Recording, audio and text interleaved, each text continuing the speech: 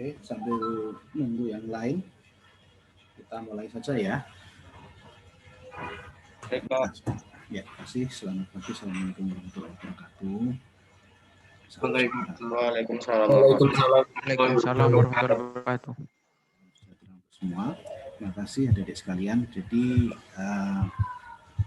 pagi ini saya akan melengkapi saja. Jadi sebenarnya materi yang tadi yang sudah dijelaskan ya, sudah didiskusikan. Tapi saya kira saya perlu menambahkan hal-hal yang penting ya untuk meningkatkan pemahaman berkaitan dengan clustering and city size tadi.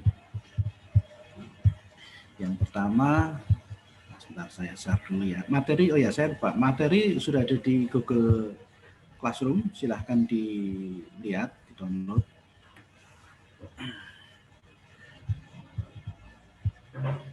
Nah, jadi yang pertama adalah why do firms cluster ya. Jadi materi kita hari ini kan berbicara tentang clustering ya, clustering.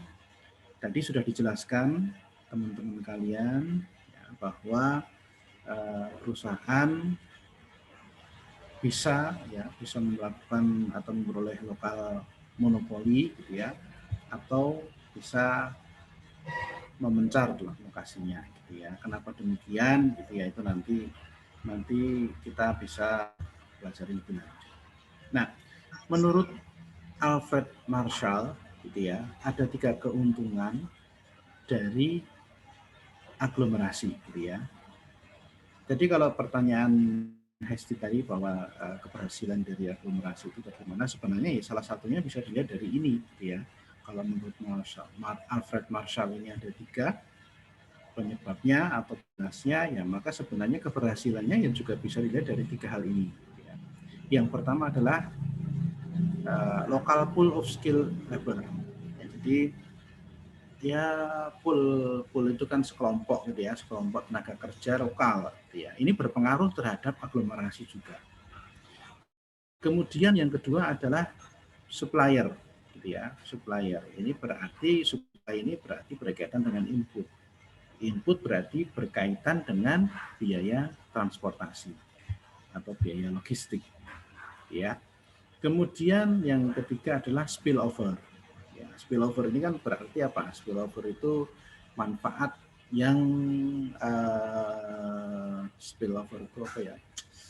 Bahasanya ini manfaat antar ini ya, antar daerah dengan yang daerah yang lain sebenarnya. Yang pertama ya, yang pertama berkaitan dengan usaha adalah input sharing intermediate input ya. Jadi perusahaan-perusahaan itu melakukan aglomerasi di tempat tertentu. Bisa jadi karena mereka memerlukan input yang sama. Gitu ya, input yang sama. Ya, input ini bisa berupa intermediate atau bukan. Nah, intermediate ini kan berarti input yang digunakan ini adalah output dari perusahaan yang lain. Ya, misalnya, ini kan kalau di sini contohnya ada pakaian jadi.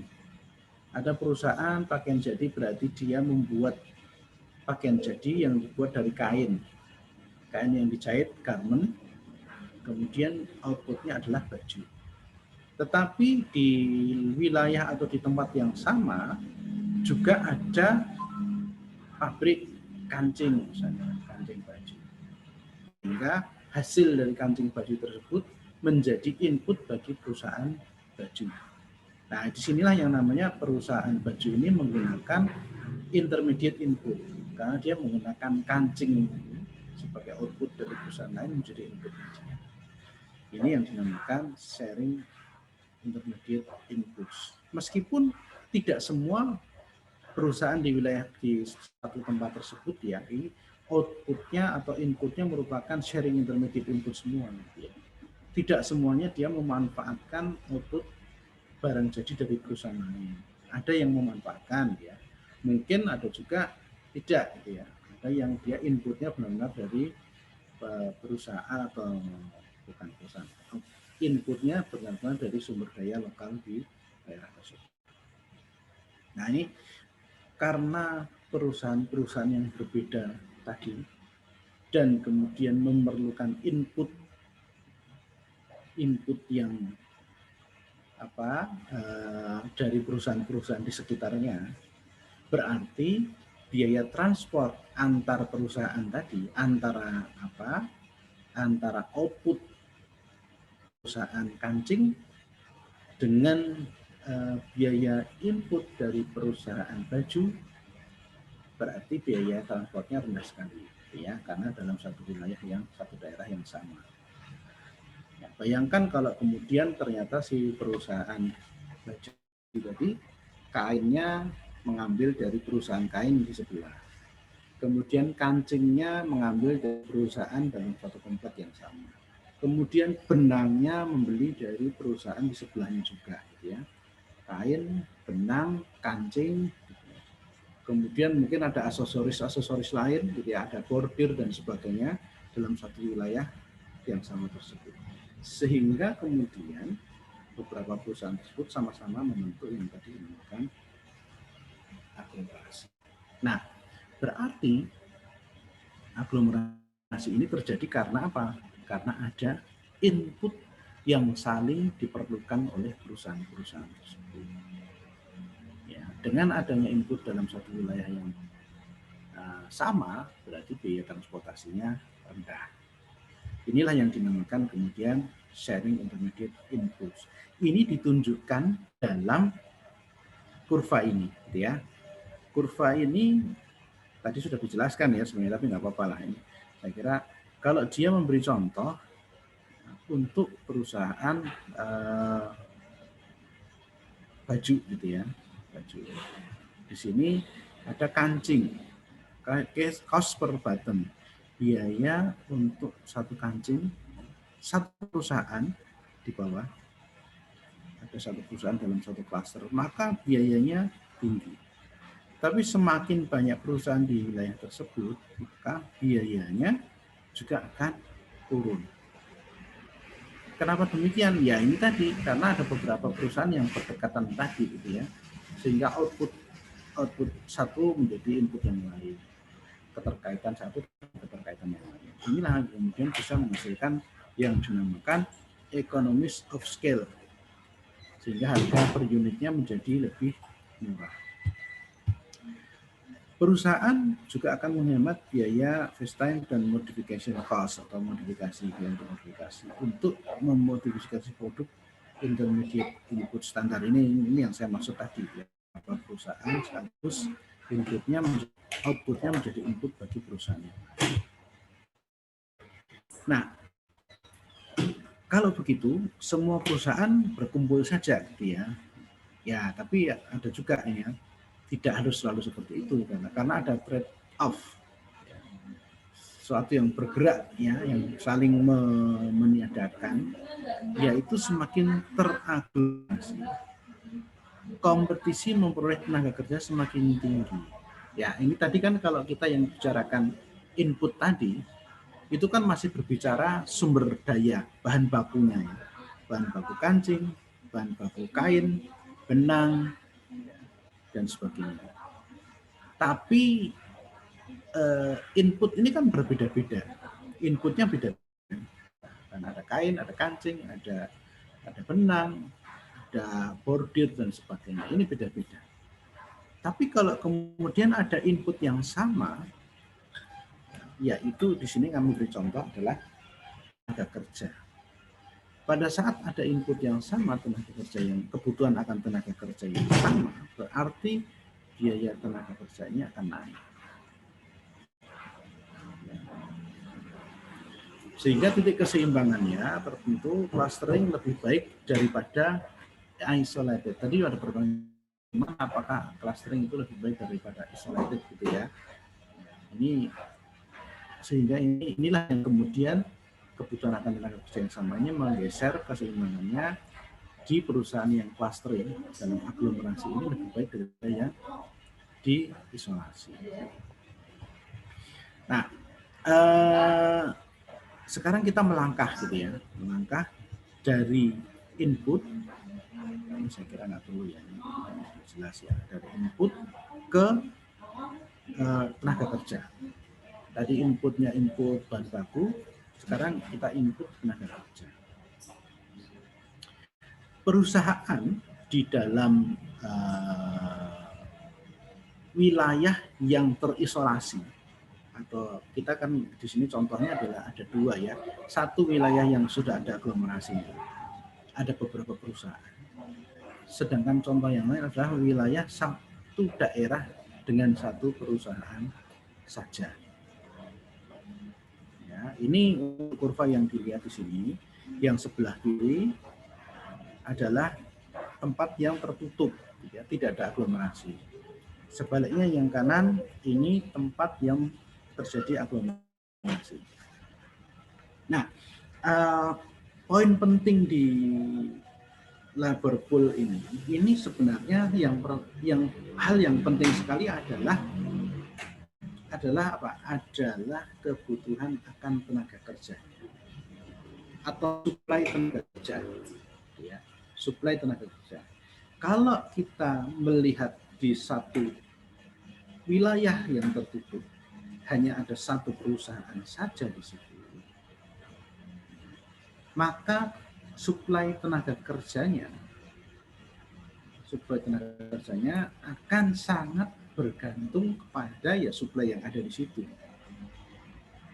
Sehingga perusahaan ini akan menyesuaikan dengan jumlah pekerja yang ada di wilayah itu saja. Karena ada yang memerlukan hanya satu perusahaan, SDM-nya di daerah tersebut hanya ada, ini contohnya ada 12 orang, ya sudah, apapun yang terjadi ya sumber daya manusianya hanya 12 orang saja. Pada saat kebutuhan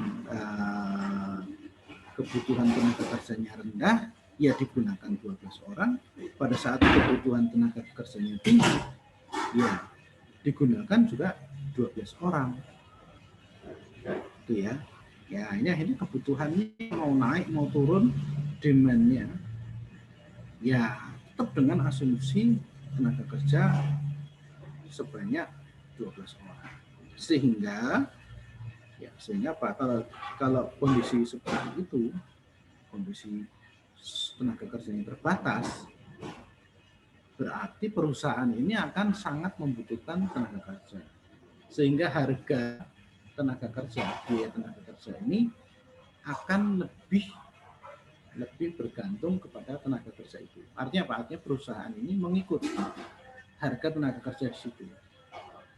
Ya, perusahaan tidak banyak berpengaruh dalam menentukan tenaga kerja. Sehingga di sini harga tenaga kerjanya, biaya tenaga kerjanya itu lebih tinggi. Ya. Pada saat demand tinggi, gitu ya. Pada saat demand tinggi ini harganya sekitar 16. Nah, tapi pada saat rendah dia bisa turun sekali 4. Gitu.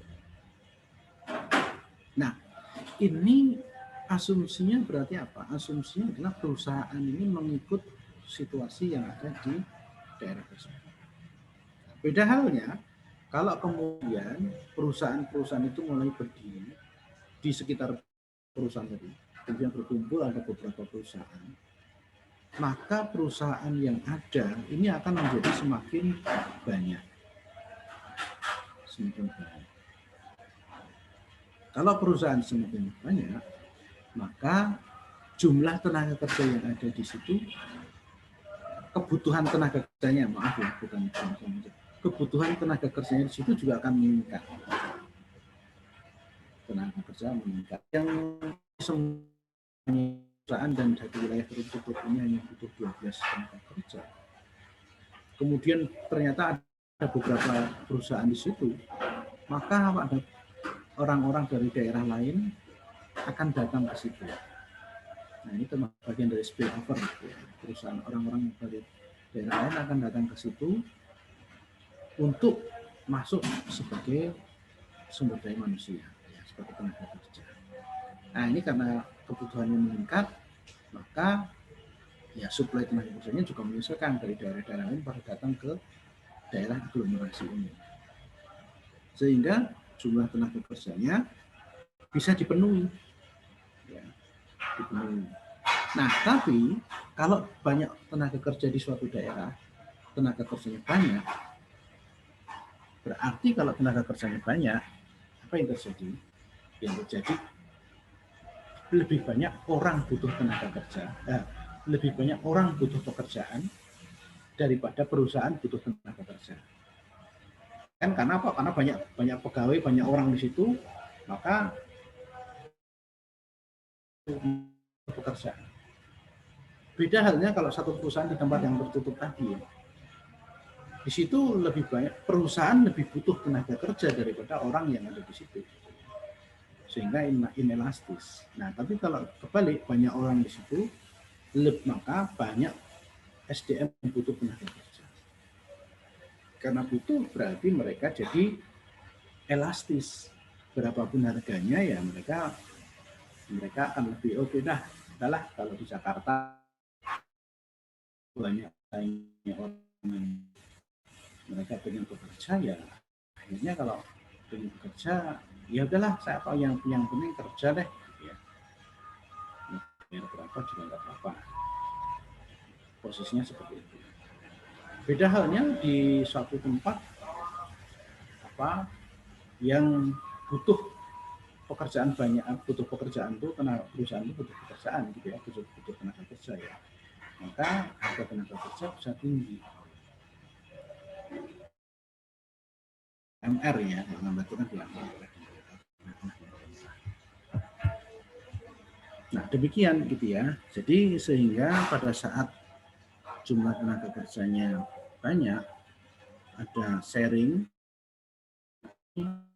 labor pool tadi perusahaan dengan aglomerasi lebih banyak, ya, bisa terjadi profitnya seperti itu. Nah, perusahaan lebih diuntungkan yang di mana? Perusahaan ya ini ya, perusahaan lebih diuntungkan pada daerah yang ada aglomerasi. Kenapa? Karena di situ banyak tenaga kerja, banyak kasarnya begini, banyak penganggur lah gitu ya. Banyak pengangguran sehingga mereka dibayar dengan harga yang murah. Sehingga kurva tenaga kerjanya, supaya tenaga kerja ini digambarkan elastis sempurna. Walaupun kalau kenyataan mungkin tidak ya, yang penting elastis gitu ya, tapi di sini elastis sempurna untuk memudahkan pemahaman.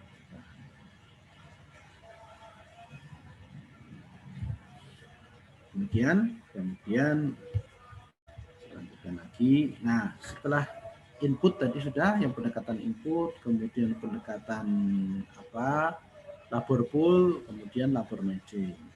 Ya, labor matching ini sudah dijelaskan ya, ini saya kira gampang lah ya. Yang dijelaskan adalah model yang menempatkan skill pekerja dalam ininya masing-masing, tugasnya masing-masing, kemampuannya masing-masing. Tadi kalau sudah banyak, isunya sudah bukan cuma banyak, tapi semuanya spesialisasi. Ada yang ahli jahit, ada yang ahli kain, ada yang ahli kancing, dan sebagainya. Dengan begitu, perusahaan-perusahaan tadi pilihannya juga banyak, ya kan? Ada banyak pasar tenaga kerja, tapi dengan demikian sekaligus perusahaan tertentu juga punya pilihan banyak. Oh, saya perlu ahli kancing baju. Dia bisa milih beberapa orang dari kalau ada pasar tenaga kerja di situ. Inilah yang dinamakan labor matching.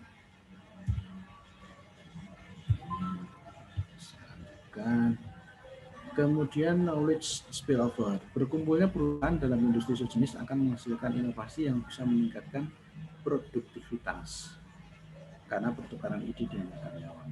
Ya, ini ya. Kalau ada dalam perusahaan itu satu wilayah itu banyak sejenis, maka ada inovasi gitu ya. Karena ya mereka bisa bertukar menukar ide.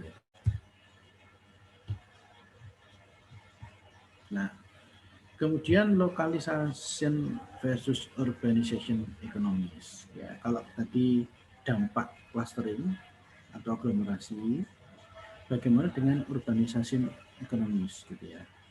Perusahaan-perusahaan juga mempunyai manfaat dari adanya hal berikut: sharing, pooling, dan matching, functional specialization, dan knowledge spillover. Walaupun tidak berbagi intermediate inputs, perusahaan beda usaha dalam urbanization economies membutuhkan layanan yang sama dari perbankan, asuransi, pemeliharaan gedung, audit, dan sebagainya. Ya. Dalam perusahaan dalam satu wilayah yang sama, ya kalau terjadi urbanisasi ekonomi, ekonominya membesar di suatu wilayah tersebut, perusahaan-perusahaan ya, butuhnya ya fasilitas itu kurang lebih sama. Ya kalau di Jakarta daerah Sudirman gitu ya, berarti kan layanan perbankan, asuransi, pemeliharaan gedung, kemudahan akses gitu ya, listrik dan sebagainya. Ini menjadi urbanisasi perekonomian. Kalau ada aglomerasi, ya lebih murah biaya tadi. Ya kan kalau di wilayah sepanjang Sudirman misalnya sudah perusahaan-perusahaan yang besar berdekatan di situ, kebutuhan transportasi ada, kebutuhan jalan ada, listrik ada, AC ada di situ, kemudian fasilitas-fasilitas yang lain dekat gitu ya. Nah itu kemudian di situ sebenarnya dari sisi biaya tersebut murah. Tapi kemudian kalau di sana kan nanti ada kalau kita sebelumnya kemarin ada bicara bid rent gitu ya. Nah, ini untuk menyewa ini sudah berbanding lurus dengan biaya-biaya. Kemudian keuntungan dari labor pooling juga dirasakan oleh urbanization economy. Saat para pekerja bisa berpindah antar perusahaan dan antar industri di klaster yang sama, di wilayah perusahaan sama, di wilayah dekat-dekat perusahaan tersebut gitu ya. Perusahaan bisa memperoleh pekerja yang match yang diinginkan. Hal ini terutama pekerja dengan kualifikasi umum seperti akuntan, manajerial, dan sebagainya. Ya, kalau ada suatu di situ ada aglomerasi, ada kompleks perusahaan-perusahaan yang berdekatan di situ, maka sebenarnya ya lebih mudah mendapatkan pekerja gitu ya. Karena di situ ya pekerja dari perusahaan yang lain bisa mudah berpindah-pindah untuk keahlian yang kurang lebih sama. Kemudian spesialisasi yang fungsional gitu ya. Kantor pusat perusahaan biasanya teraglomerasi di suatu tempat karena karakteristik pekerjaannya yang mirip. Berkumpul karena mirip ya. Seperti pengembangan pasar, perencanaan perusahaan cabang yang baru, legalitas perusahaan, dan sebagainya.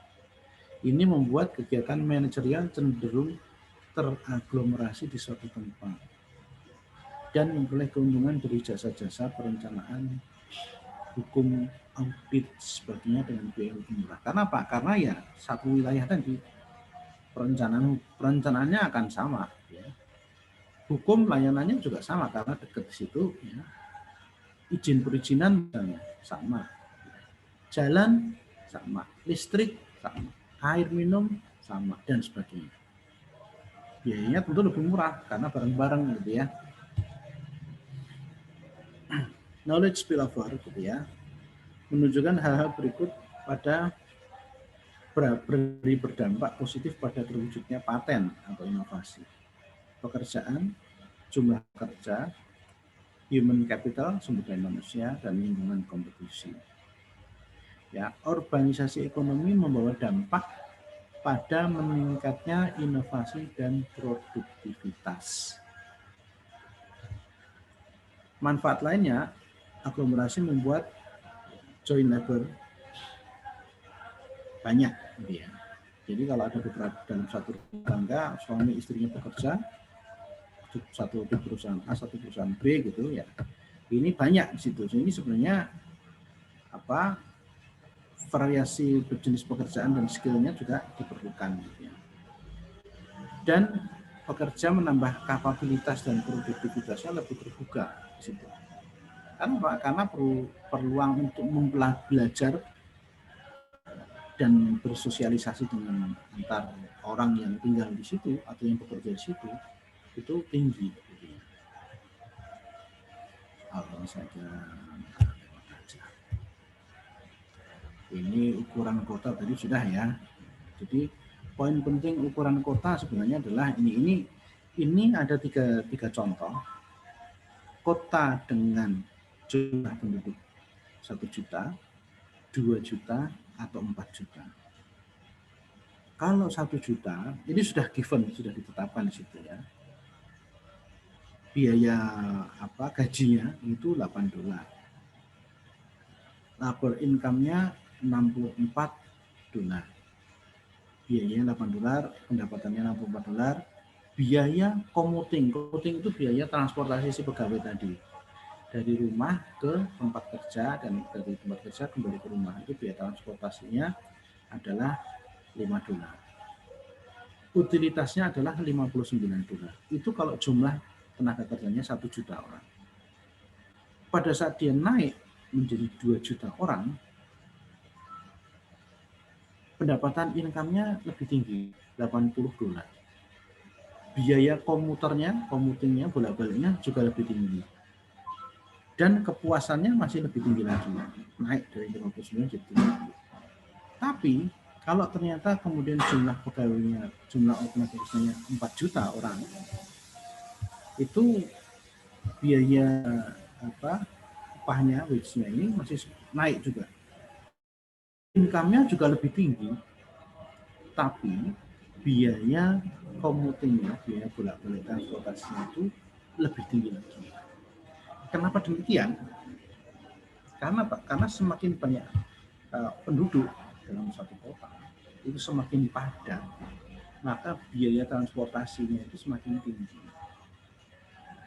Ada kemacetan, kemudian biaya transportasi untuk bus dan sebagainya itu juga meningkat, sehingga ya akhirnya utilitasnya turun. Utilitasnya kan kepuasan yang diterima oleh si pegawai. Ya, jadi semakin besar kota, semakin banyak penduduknya, semakin padat maksudnya ya, semakin padat penduduknya, maka utilitasnya semakin turun. Nah, jadi kemudian dikaitkan dengan jumlah kota di sini, 6, 3, atau 2 kota. Ini kan nanti kaitan jumlah penduduk di sini.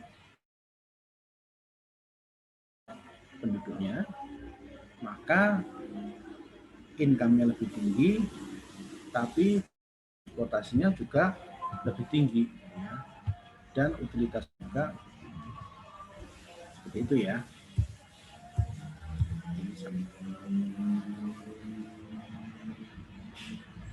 Nah, jenis kota itu ada 2, ada kota yang spesialis, ya, atau kota yang berbeda-beda.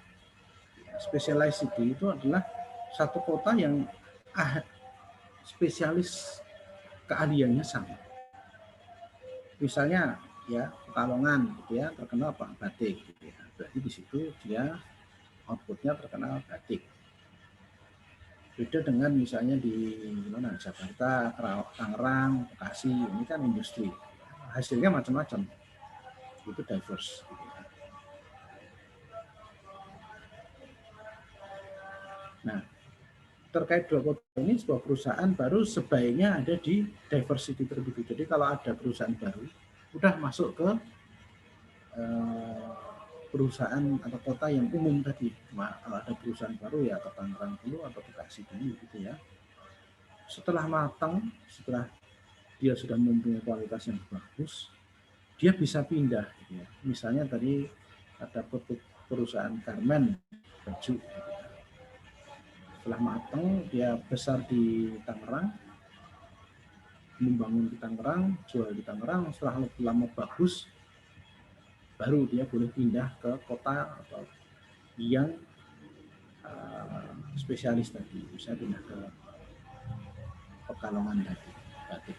Kenapa? Karena kalau dia belum mempunyai kualitas yang bagus, spesialisasi yang bagus, begitu nanti pindah ke Pekalongan, hasil outputnya, jualannya, produknya ternyata nggak bagus, ya dia akan kalah gitu ya, dengan kota-kota ya apa dengan perusahaan-perusahaan yang sudah ahli di situ gitu ya, karena dia sudah spesialis di situ, sudah biasa bersaing lah.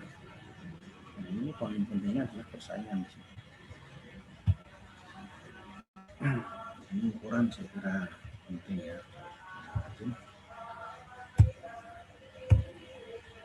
Nah, oke, sampai di sini ada pertanyaan?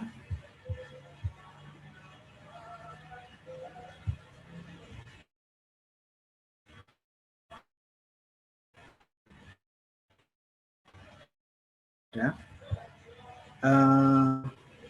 Kita minggu depan masih ada kuliah atau libur ya? Iya Pak, minggu depan tuh minggu libur. Oh, libur ya? Libur berarti masuk lagi tanggal 2 Pak. Tanggal berapa? 2 Januari. Oh, liburnya 2 minggu ya, Dek, berarti ya? Iya Pak, sampai tahun depan. Iya, oke. Berarti tanggal 21 dan 28 libur ya? Iya Pak. Oke, sudah. Ya sudah, kalau gitu nanti kita ketemu lagi tanggal 2 Januari, kalau itu tidak termasuk cuti bersama ya. Kalau cuti bersama berarti tanggal 4 berarti ini ya masuk kita hari Senin. Oke, kalau nggak ada pertanyaan, saya kira saya bisa akhiri materi hari ini. Terima kasih dari semua. Selamat pagi. Assalamualaikum warahmatullahi wabarakatuh. Salam sejahtera untuk kita semua. Sampai ketemu tahun depan. Selamat liburan, ya. Selamat merayakan Natal untuk yang merayakan, ya. Dan selamat merayakan tahun baru untuk kita semua. Terima kasih. Selamat pagi. Assalamualaikum warahmatullahi wabarakatuh. Salam sejahtera untuk semua. Waalaikumsalam warahmatullahi wabarakatuh. Terima kasih Pak. Terima kasih Pak Iwan. Terima kasih Pak.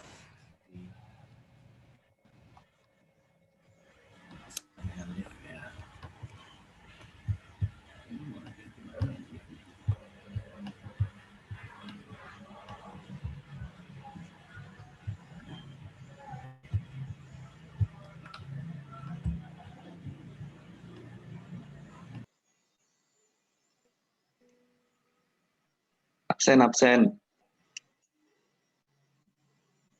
Record. Ban login, Bang. Guru udah kaya nggak?